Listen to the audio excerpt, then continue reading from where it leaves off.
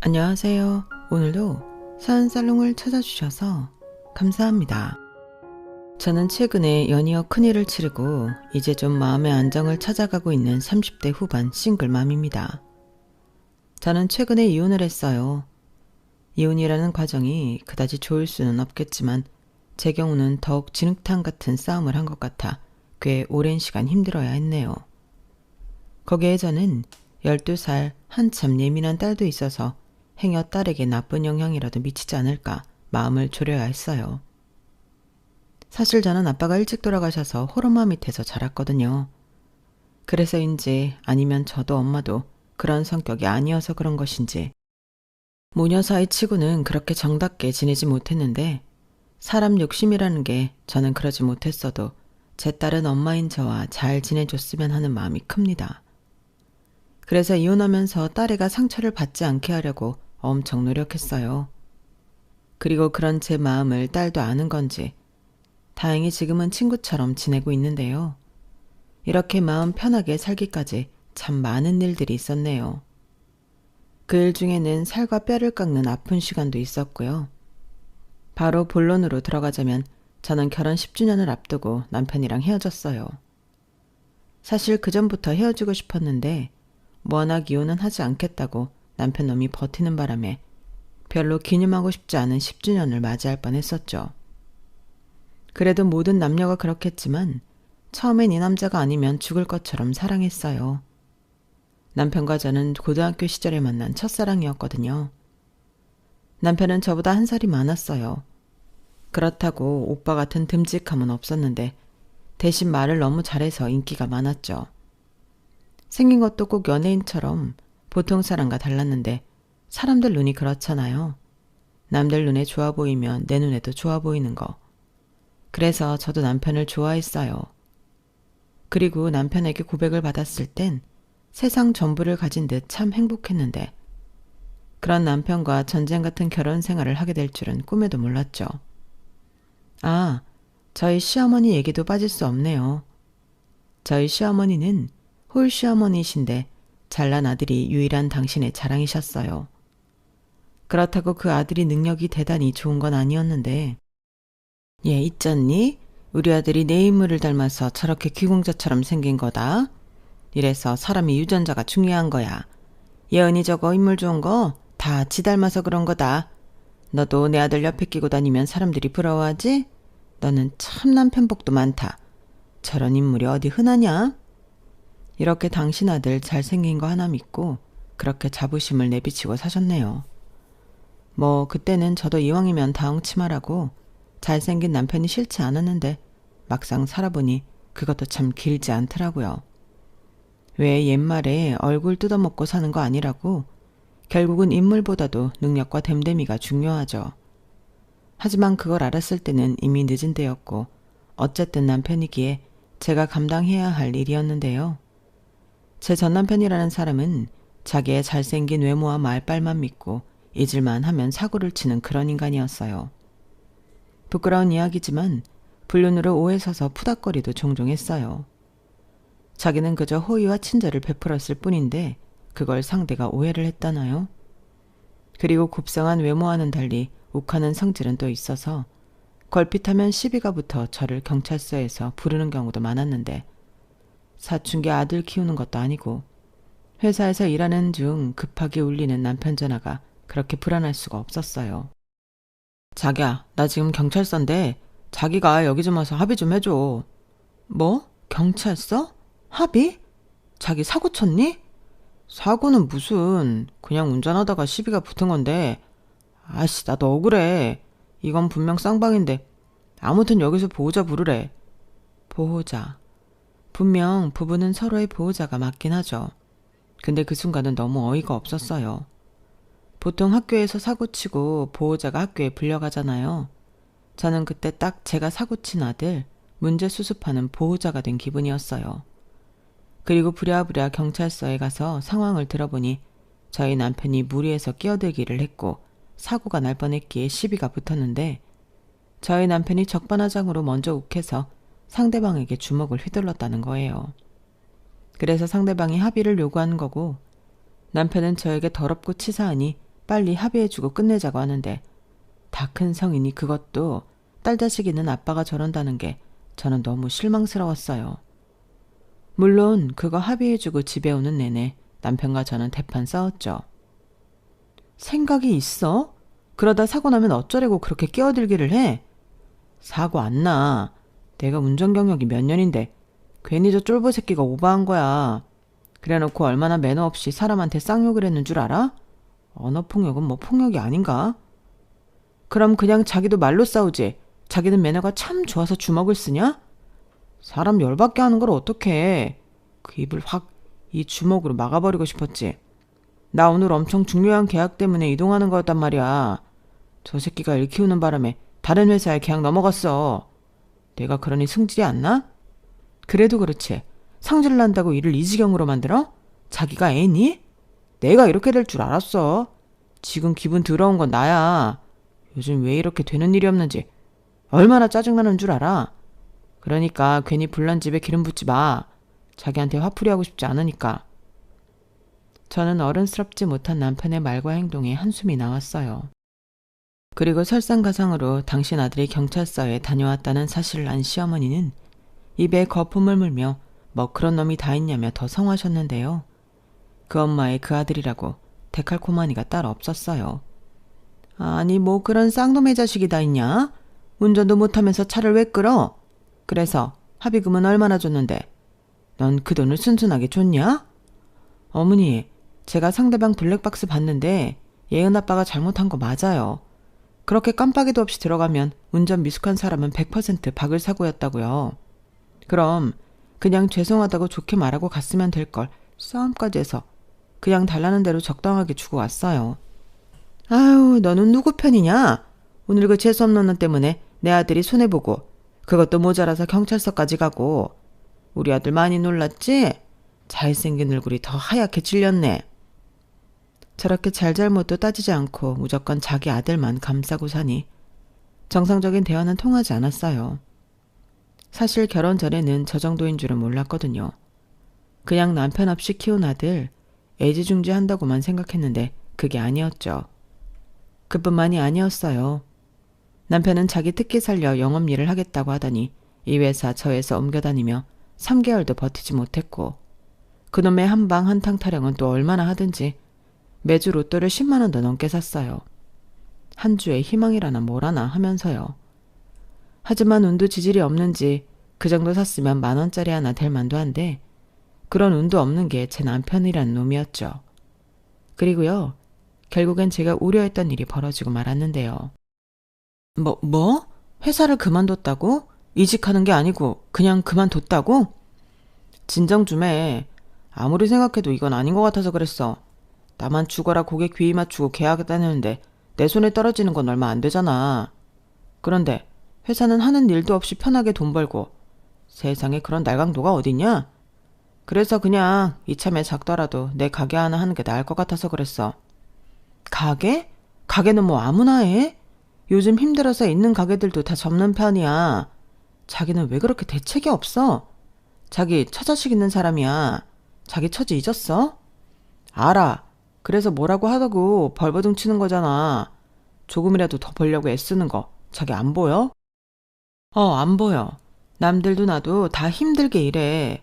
원래 돈 버는 일은 다 그런 거야. 근데 자기는 뭘 그렇게 쉬운 길만 찾아? 그렇게 돈 버는 게 쉬웠으면 다들 그렇게 살겠지. 그리고 나는 자기한테 뭐니? 어떻게 이런 큰일을 나한테 상의를 안 할 수가 있어? 상의를 뭐하러 하냐? 자기가 무슨 말 할지 뻔히 아는데. 그리고 내가 대책 없이 그런 것도 아니야. 나 벌써 가게 할 자리 다 보고 왔어. 자기 심야식당 드라마 알지? 나 그럼 마스터가 될 거야. 입소문하면 밤에만 잠깐 일하고 돈방석에 앉는 거라고. 내가 또 음식은 기깔나게 하잖아. 무슨 자신감인지. 아니, 저 인간은 평생을 그렇게 살았어요. 자기 애와 자신감으로 아주 똘똘 뭉쳐서는 자기는 뭐든 하면 된다고 생각했는데 아무것도 모르는 사람들은 남편이 긍정적이고 자신감이 넘쳐서 좋아 보인다고 했지만 제 눈엔 그저 무대뽀에 한심하게만 보였는데요. 일이 이 지경까지 왔는데 말해 뭐하나 싶어 저는 더 이상 말릴 생각도 하지 않았어요. 어차피 말려도 자기 마음대로 할 거라는 걸 모르지 않았으니까요. 좋아, 가게를 하든 말아먹든 알아서 해. 대신 나는 한 푼도 거기에 보탤 생각 없으니까 나한테 돈 얘기하지 마. 그리고 우리 사는 아파트도 건드릴 생각 하지도 말고. 각서 써. 수아나, 무슨 우리 사이에 각서까지 쓰라고 하냐. 이건 너무 정없다.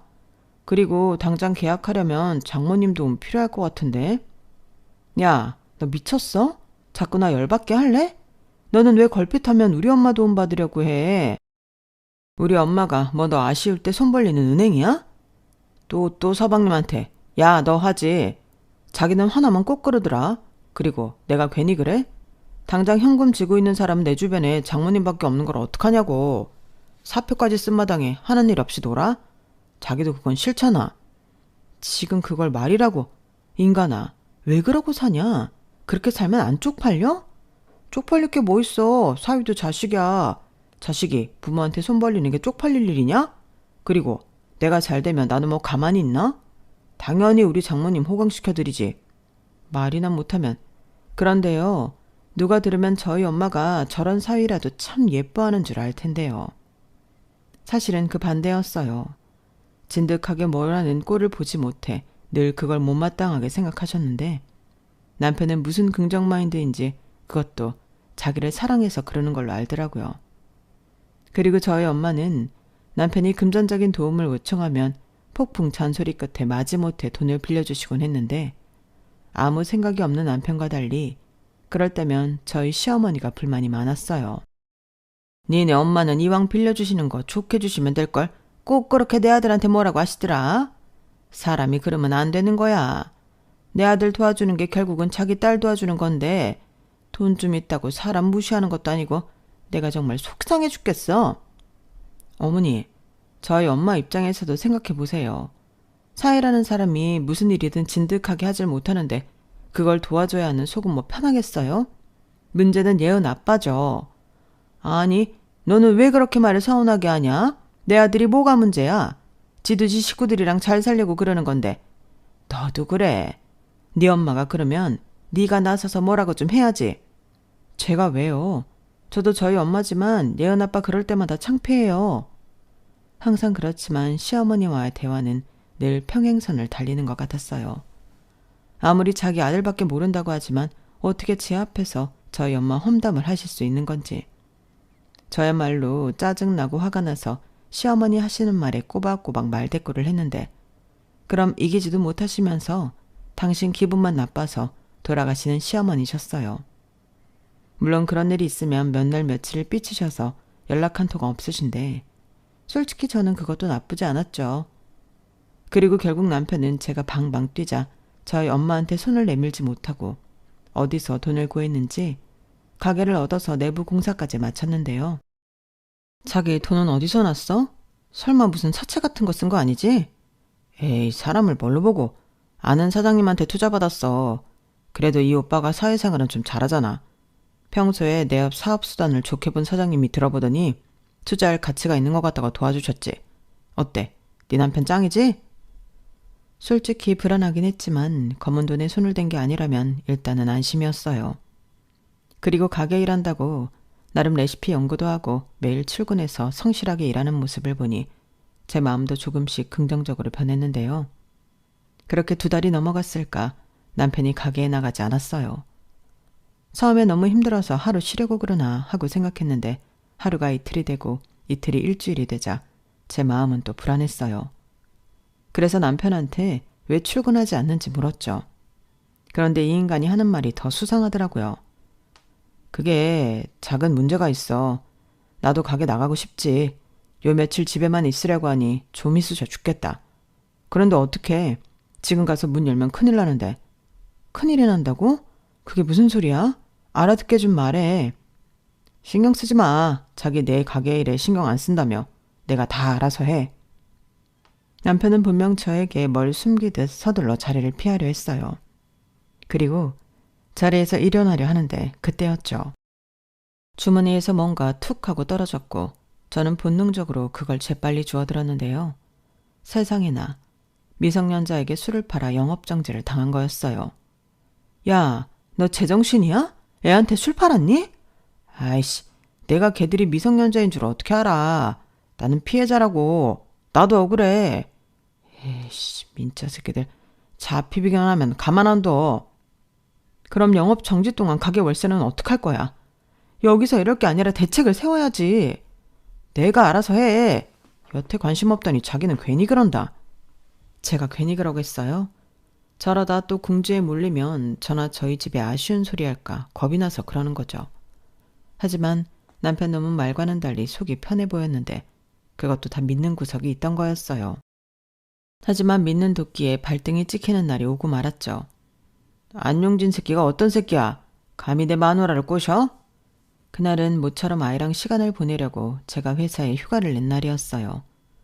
미우나 고우나 그래도 애 아빠라고 아이 학교 쉴 때 모처럼 놀이동산이라도 가려고 준비를 하고 있었는데 아파트 주차장이 시끌시끌 하더라고요.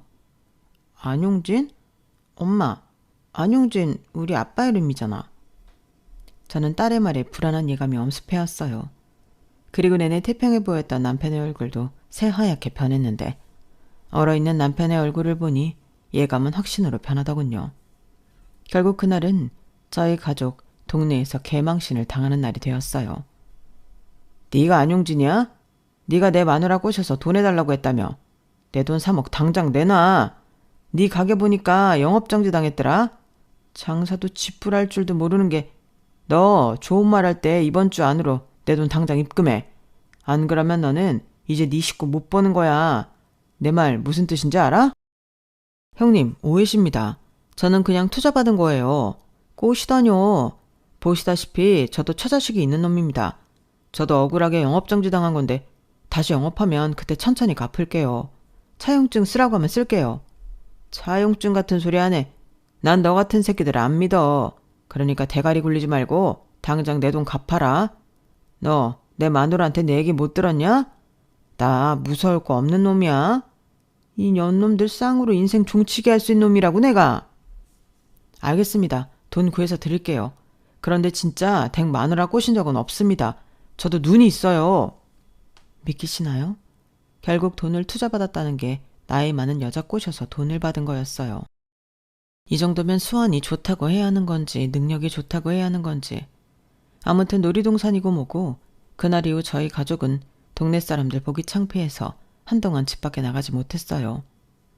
그리고 저랑 남편은 그렇다 치는데 딸애가 걱정이었던 저는 심각하게 이사를 고려할 수밖에 없었는데요. 남편은 당장 3억을 구할 게 막막했는지 이번에도 저희 엄마 도움을 받고 싶어 했어요. 자기야, 제발 자기도 봤잖아. 그 우악스러운 놈이 나한테 해코지하면 어떡하냐? 어떡하긴 어떡해. 자기가 친 사고니까 자기가 해결해야지. 난 절대 그런 일로 엄마한테 도와달라고 하고 싶지 않아. 우리 엄마가 무슨 죄가 있냐? 진짜 치사하다. 니네 엄마라고 지금 성근냐? 자기야, 그러지 말고 나 좀 살려줘. 나 무서워. 남편은 그 남자가 정말 무섭긴 했는지 몇 날 며칠을 저를 졸랐어요. 하지만 3억이 누구 집 반려견 이름도 아니고 저는 절대 싫다고 거절했는데요. 그러자 이놈이 무슨 마음으로 지네 엄마한테 말을 했는지 하필이면 야근해서 죽을 것 같은 그날 저희 집으로 쳐들어오셨어요. 야, 나 너한테 할 말 있다. 척하면 척이라고 저는 등장부터 시어머님이 무슨 용건으로 오신 건지 본능적으로 직감할 수 있었어요. 그리고 곧바로 남편을 쏘아봤는데요.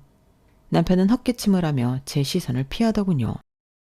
무슨 용건으로 오셨는지 저 대충 알 것 같은데요. 오늘은 제가 너무 피곤하고요. 어머님이 어떤 말씀을 해도 저희 엄마한테 돈 빌려달라는 말 목에 칼이 들어와도 못해요. 뭐야? 너는 네 남편이 그런 협박을 받고 있는데 어쩐 남일처럼 말할 수 있냐? 네가 그러고도 내 아들 차라고 할 수 있어? 처면 남편 같지도 않은 게 치는 사고를 다 같이 감당해야 해요?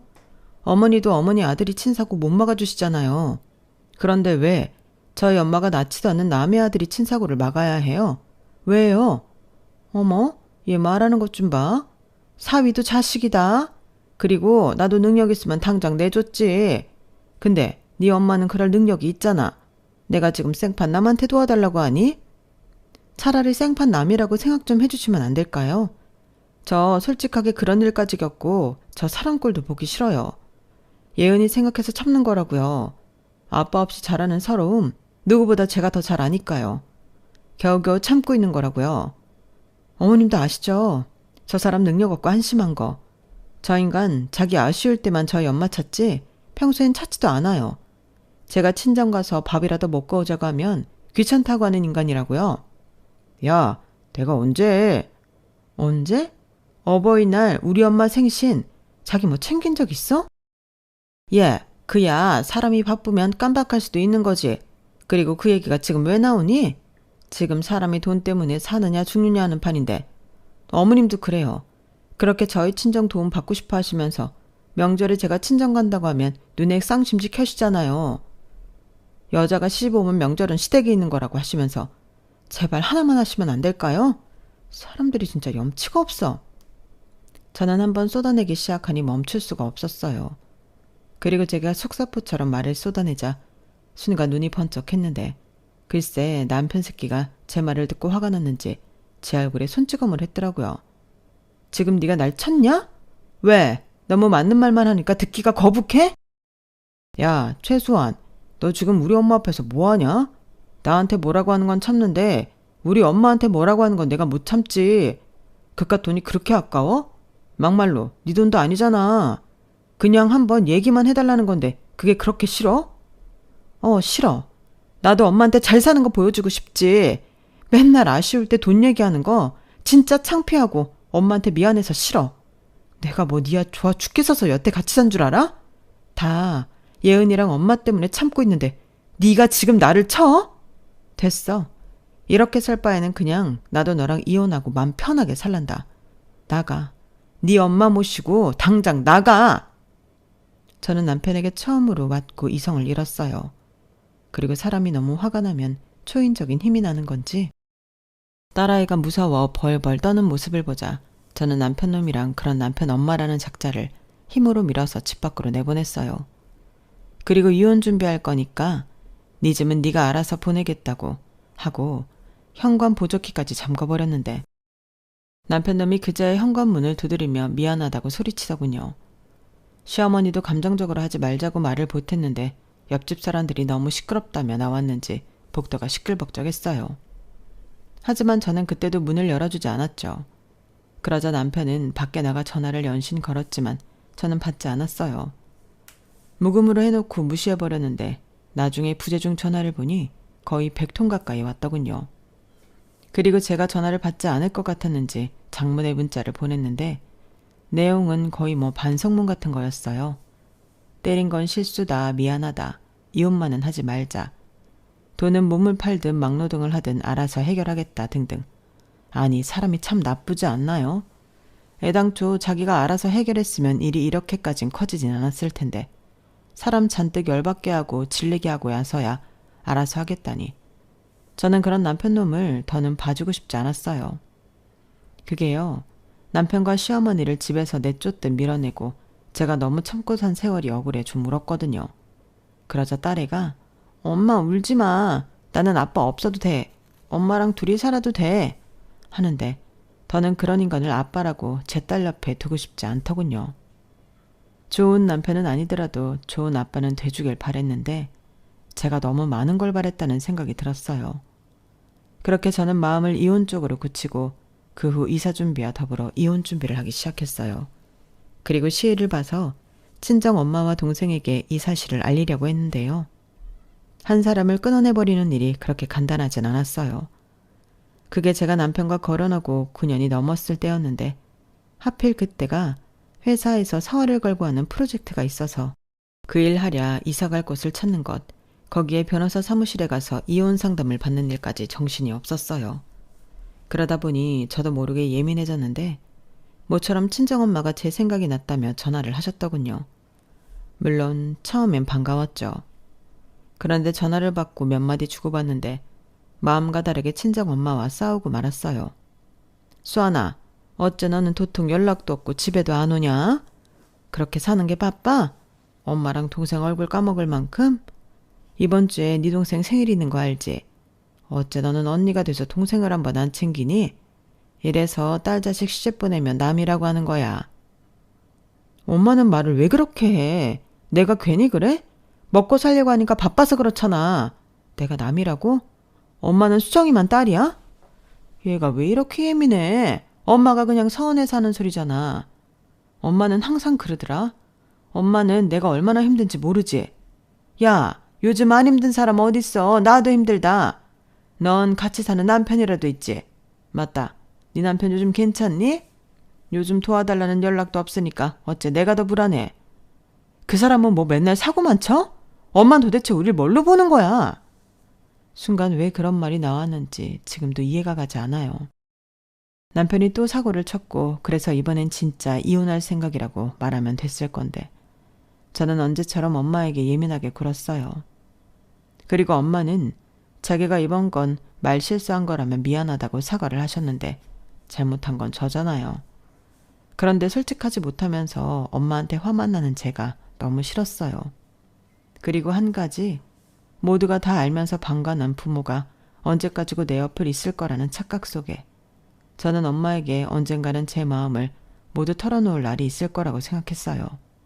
이렇게나 빨리 엄마와 헤어지게 될 줄은 몰랐죠.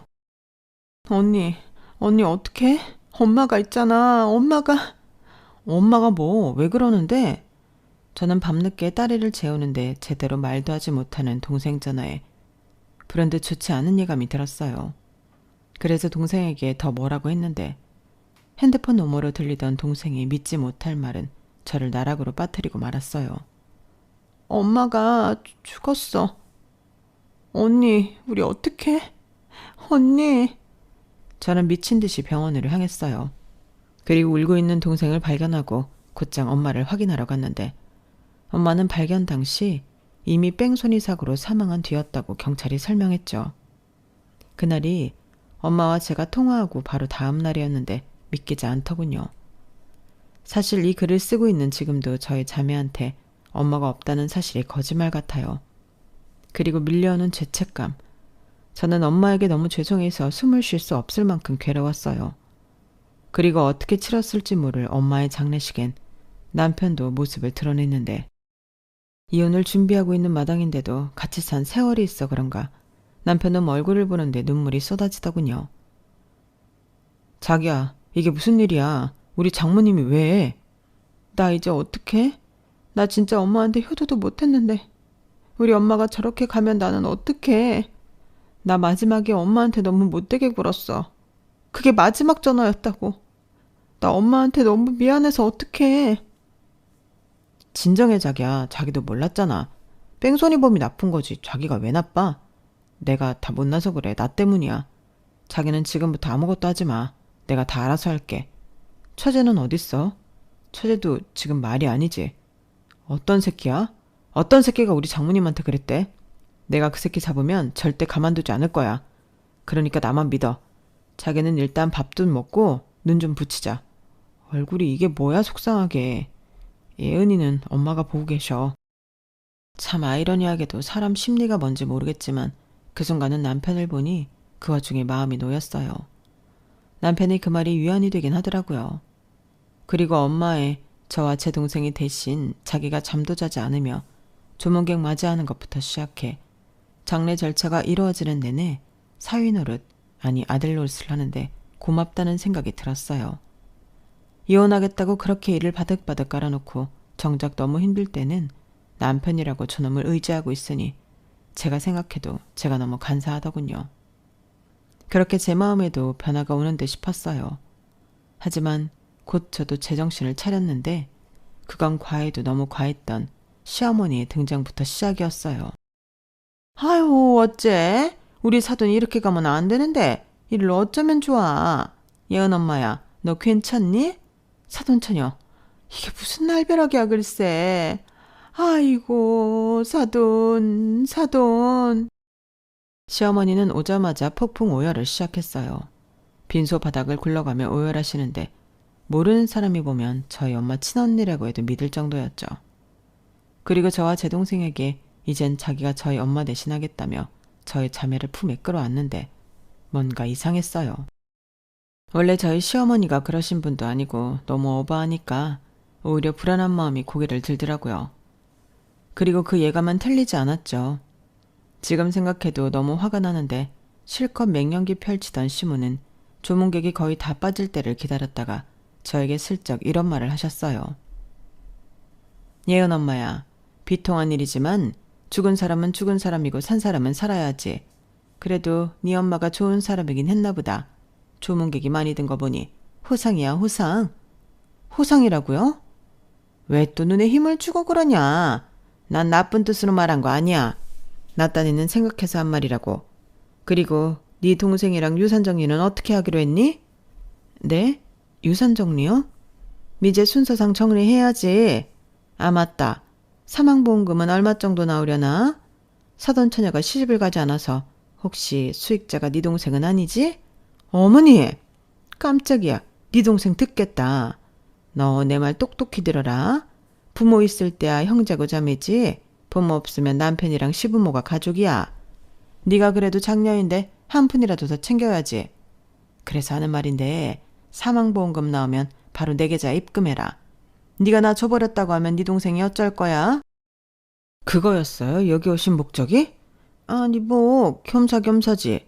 이런 말이 좀 그렇긴 한데 지금 딱 타이밍이 좋아. 내가 용한 데 가서 점을 봤는데 올 하반기에 우리 용진한테 대운이 들어온단다. 그래서 그런지 내 친구가 이번에 투자 사업을 하는데 벌써 수익이 10배나 났대.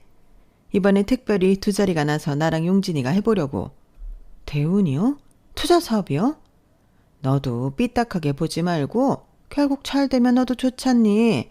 떵떵거리고 살면서 우리 예언이도 남부럽지 않게 키울 수 있잖아. 그 뭐냐, 유학도 보내고 그리고 니들 둘째 안 가져? 너도 다니는 회사 때려치우고 편하게 살 수 있다고. 그래 자기야, 내가 다 알아봤는데 이번 건 진짜 확실해. 돈만 있으면 무조건 버는 사업이야. 원래 진짜 부자는 자기가 직접 일 안 하는 거 알지? 돈이 돈을 부르고 그 돈이 또 돈을 부르는 거지. 우리 부자 되는 건 일도 아니야. 부자 같은 소리 하네. 그렇게 말아먹고도 정신을 못 차렸구나. 그렇게 편하게 돈 벌 것 같음 다 그거 하지. 아니, 나부터 소개하지 않을 것 같은데 내가 그거 다 벌고 싶지. 왜 남한테 같이 하자고 그래, 아깝게. 이번엔 또 무슨 사기를 당하려고 그러는지 모르겠지만 꿈 깨. 내가 그 돈을 당신들 줄 것 같아? 그런 더러운 꿍꿍이로 여기로 온 거였어? 당장 나가. 내 동생 알기 전에 당장 나가라고. 예은 엄마야, 너는 왜 그렇게 열심히 맞니? 자기야, 이번 건 진짜 확실해. 처제도 처제 살 길 찾고 우리도 우리 살 길 찾아야지. 장모님도 세상에 안 계신 마당에 나랑 진짜 이혼할 거야? 솔직히 잠깐 흔들리긴 했는데 이젠 아주 명확해. 어떻게 여기서 그딴 소리를 할 수가 있어? 두 사람이 우리 엄마 보험금 한 번이라도 내준 적 있어? 나도 우리 엄마 보험금 내준 적 없어. 나도 권리 없다고. 그런데 생판 남인 당신들한테 주라고? 진짜 양심 없다. 천벌받아. 그렇게 사업이 하고 싶으면 어머님 지금 사시는 집을 내놓으세요. 그 전세 보증금 넣고 10배 만드시면 되겠네요. 뭐야? 그리고 네가 자식인데 그것도 장녀인데 왜 권리가 없어?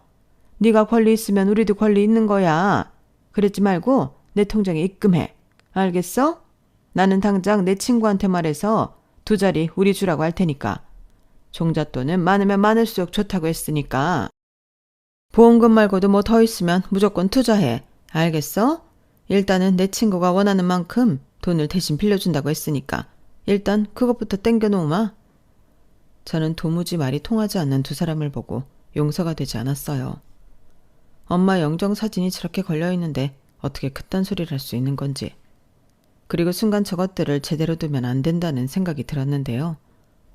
알겠어요. 그렇게 하도 말씀하시니까 저도 한 번은 생각해 볼게요. 내일은 엄마 발인이라 저도 동생도 좀 쉬어야겠어요. 당신도 오늘은 예은이 좀 챙겨. 내일 다시 얘기해. 그래. 이제 네가 말이 좀 통하는 것 같구나.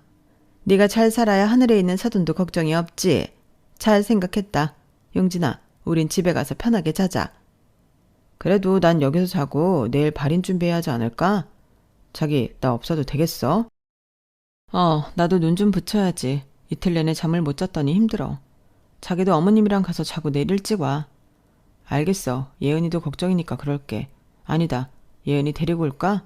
그래도 외할머니 마지막 가는 날인데. 그래, 우리 딸 데려와. 알겠어. 그럼 눈 좀 붙여. 내가 내일 다시 올게. 이제 우리 고생 끝이야. 내가 호강시켜 줄 테니까 걱정하지 마. 아유, 누구 아들인지 엄청 듬직하네. 너는 좋겠다. 내 아들 같은 남편이 있어서. 좋기는 개뿔. 저는 인간 같지도 않은 것들을 한시라도 빨리 저희 엄마 장례식장에서 쫓아내고 싶었어요. 그리고 바보가 아닌 이상 그 투자 사업이라는 게 사기임이 분명했기에 이왕 정신 나간 거 더 정신을 빼고 싶었죠. 그래서 발의를 마치고 저는 다시 이혼 준비를 다시 시작했고, 그러면서 돈방석에 앉을 생각에 정신이 나간 남편과 시어머니를 계속 부추겼는데요. 아무래도 보험금이 생각했던 것보다 많은 것 같다고 일부러 말을 흘리며 두 사람을 더더욱 욕심내게 만들었어요. 그 결과 제 예상대로 두 사람은 그 사기꾼에 더 많은 돈을 투자할 수 있다며 돈을 마구잡이로 빌렸고, 이웃과 거기서 돈을 갚으라는 말이 나오기 시작했는지 시어머니와 남편은 저에게 보험금 얘기를 꺼내더군요. 예은 엄마야, 보험금 아직 안 들어왔니? 벌써 한 달이 다 돼가는데. 보험금이요? 그거 벌써 제 동생 통장에 들어갔을 거예요. 알고 보니 수익자가 제가 아니라 제 동생이더라고요. 그리고 저희 엄마 유산도 동생이 혼자이다 보니 전부 동생 앞으로 해주셔서 제가 챙길 건 하나도 없었어요. 뭐야? 그게 말이 돼?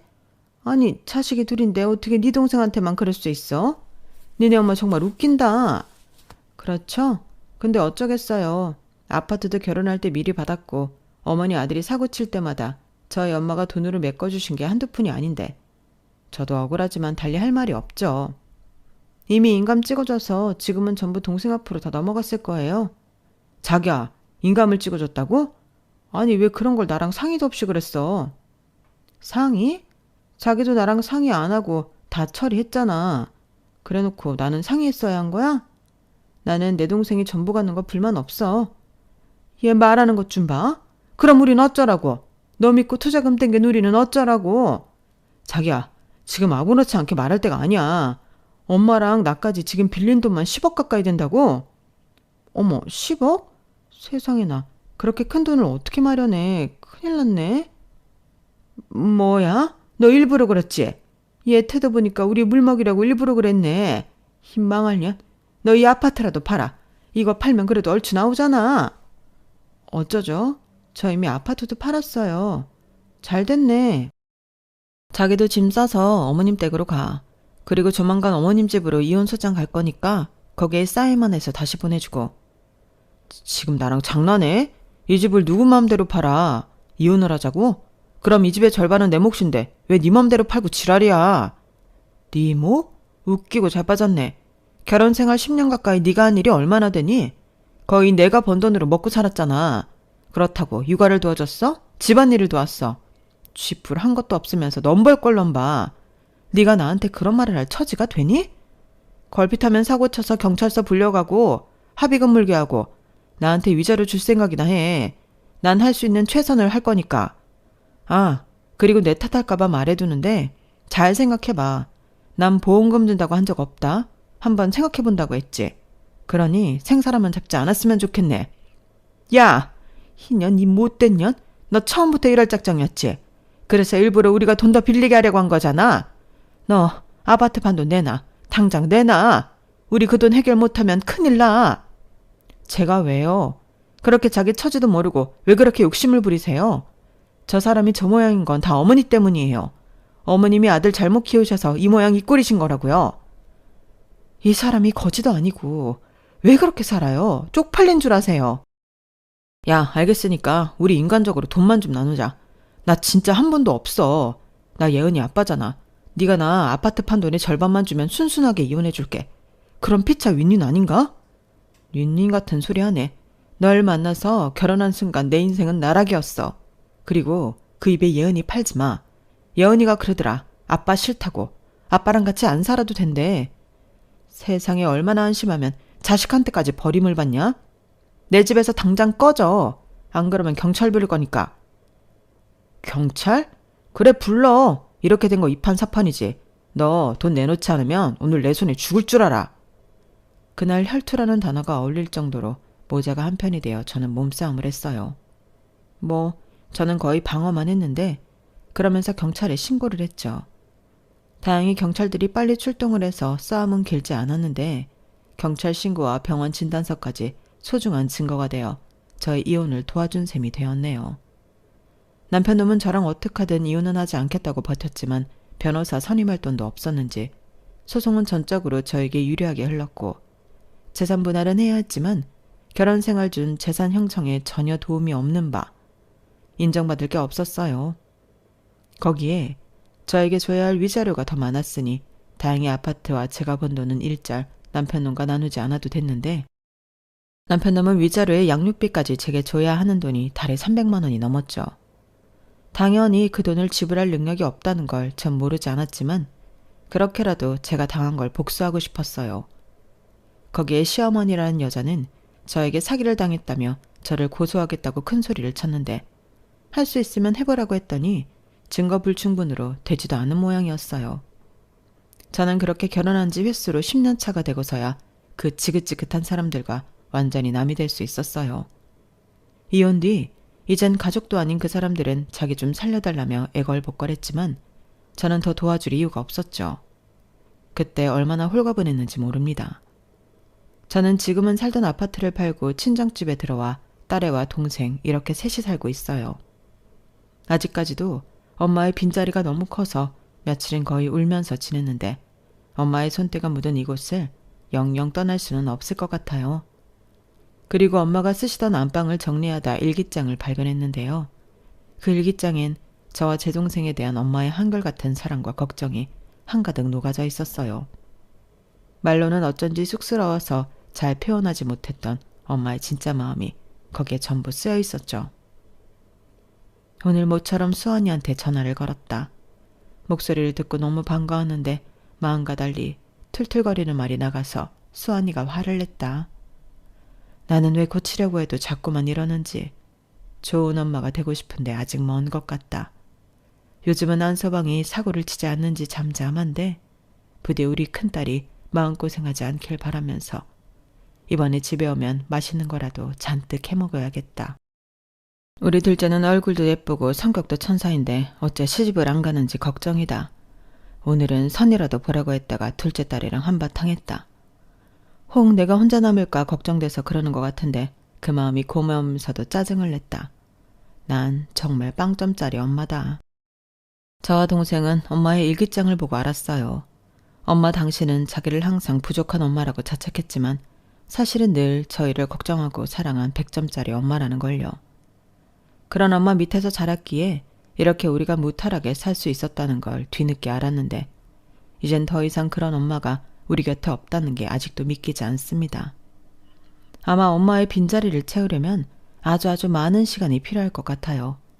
그리고 저 역시 엄마이기에 저희 딸에게 저희 엄마 같은 좋은 엄마가 되어주고 싶은데 그러기 위해서는 제가 더 열심히 그리고 행복하게 살아야 한다고 생각합니다.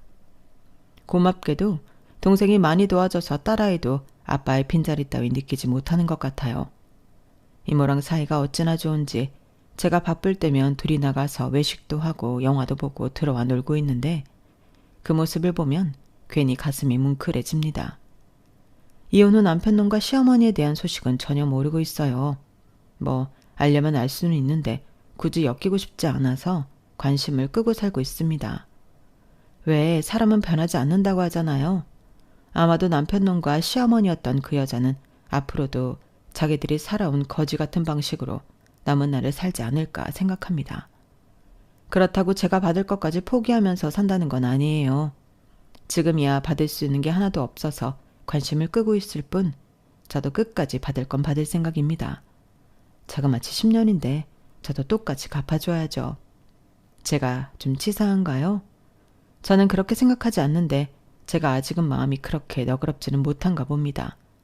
눈에는 눈, 이에는 이죠. 그리고 하늘에 계신 엄마가 더는 저와 제 동생을 걱정하지 않도록 둘이 똘똘 뭉쳐서 이 세상 잘 살고 싶은데요. 언젠가 제 동생이 진짜 좋은 인연을 만나 시집을 가게 된다면 제가 엄마 대신 그 역할을 잘해주고 싶어요. 제 동생 정말 착하고 예쁜 아이거든요. 유산 정리도 제대로 하지 못하고 떠난 엄마였는데 제 동생이 언니가 조카도 있고 고생이 많다며 저에게 대부분의 유산을 넘기려 했던 아이였어요. 물론 받지 않았죠. 자매가 똑같이 그냥 이름만 올렸을 뿐.